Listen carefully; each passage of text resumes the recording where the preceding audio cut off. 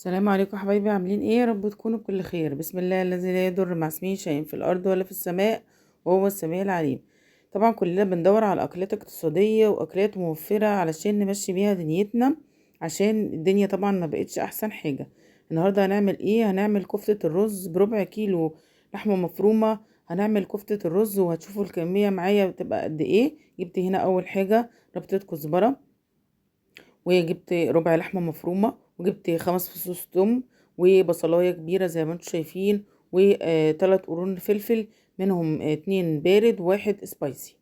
هنفرم كل ده في الكبة، بس الأول هنفرم البصل مع الخضرة مع الفلفل فرم ناعم.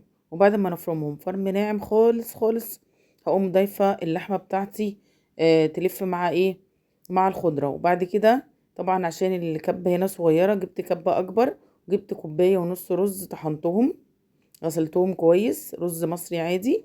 غسلتهم وبعد كده سبتهم لما اتصفوا من المية، وبعد كده طحنتهم. بعد كده هناخدهم بقى نحطهم كل دول في الكبة مع بعض، ونفرمهم وندمجهم لحد ما يختلطوا والقوام يبقى ناعم، وكل المكونات مدمجة مع بعضها.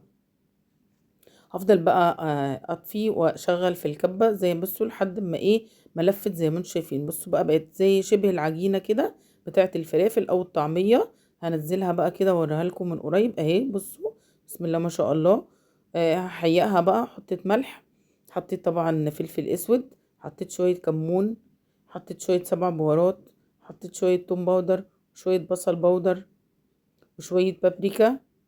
وهدمج بقى كل ده مع بعضه كده، وبعد كده هناخدها بقى نصبعها. جبت طبق بقى، وبس من الاول يعني نلمها كده وندمجها مع بعض مع كل بقى التوابل. وبعد كده جبت طبق حطيت فيه شوية زيت وهصبعها بقى. طبعا بتصبعيها حسب الايه، المقاس اللي انت بتحبيه. انا بعملها صغيرة شوية علشان مش بحبها كبيرة، لان هي لسه هتتحمر. وبعد كده هنحطها في الصلصة، فبتبقى ايه، بتبقى بتنفش كده شوية لان هي طبعا فيها رز. هعمل بقى الكمية كلها زي ما انتم شايفين كده اهو. بصوا الصباع هنا عاملاه ايه، زي ما انتم شايفين، وهو مش كبير قوي. في ناس بتعملها كبيرة عن كده، بتعمل الصباع كبير عن كده، براحتكم. بصوا هنا الكمية دي كلها طلعت من ربع كيلو اللحمة المفرومة مع كوباية ونص رز. هنا بقى جبت الطاسة وحطيت فيها زيت، وهحمر الكفتة بتاعتي ايه كلها. هحمرها بقى كلها، وبعد كده هوريها لكم من قريب بعد ما تتحمر شكلها هيبقى شكله ايه.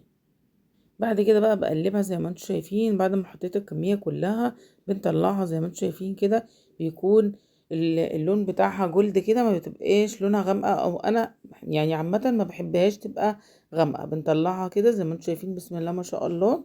وبعد كده هحط ايه، صينية تانية نفس الطريقة بقيت الكمية لحد ما اخلص الكمية كلها.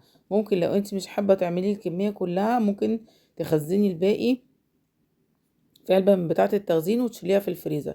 لكن انا هحمرها كلها، الولاد بيحبوها متحمرة كده ياكلوها منها، والباقي هنعمله زي ما قلت لكم في الصلصة.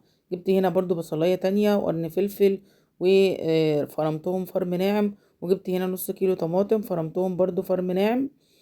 وبعد كده جبت البصلاية زي ما انتم شايفين في الحلة، وحطيت عليها شوية زيت. وبعد كده هخلي البصلاية بتاعتي تتشوح، واقوم ضايفة عليها الطماطم اللي انا عصراها لحد ما تتسبك.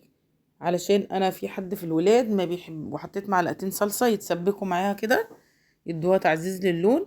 وطبعا هنعمل جنبها رز حباية وحباية، بيبقى جميل برضو جنب الاكله ديت. لان انا زي ما قلت لكم في حد في الولاد عندي مش بيرضى ياكلها في الصلصه، فسبته يعني سبت له شويه اكلهم محمرين، والباقي هحطهم في قلب ايه، الصلصه بتاعتي اتسبكت. ضفتها كده زي ما انتم شايفين في قلب الصلصه. احيقها برضو، بس بقى طبعا مش هحط لها كل التوابل اللي انا حطيتها في الاول. هحط شويه فلفل اسود وشويه كمون. وبعد كده قطعت قرن فلفل مكعبات صغيرة جدا، وضفته مع ايه، معاها. واسيبهم بقى يتشوحوا. بعد كده غليت مية في الكتل وضفتها على ايه، على الكفتة بتاعتي.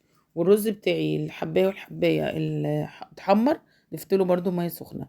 وبعد كده حطيت له مية قصدي حطيت بقية الرز ولما وطيت عليه عشان يتشرب. هنا كانت الكفتة بتاعتي استوت زي ما انتم شايفين كده، انا بحبها مستوية تماما. هنا بقى غرفنا الاكل بتاعنا اهو، بصوا الرز وبصوا الكفتة بألف هنا وشفا، وقطعنا خيار وحطينا مخلل اهو. بصوا سوا الكفتة، بسم الله ما شاء الله، جميل جدا. ودي أكلة سهلة وبسيطة وموفرة، وبربع كيلو عملت كمية كبيرة ممكن تكفي 5 أفراد معاكي وياكلوا منها كمان لمدة يومين. يا رب الفيديو يكون عجبكم ونال رضاكم، واشوفكم في فيديو جديد على خير. مع السلامة.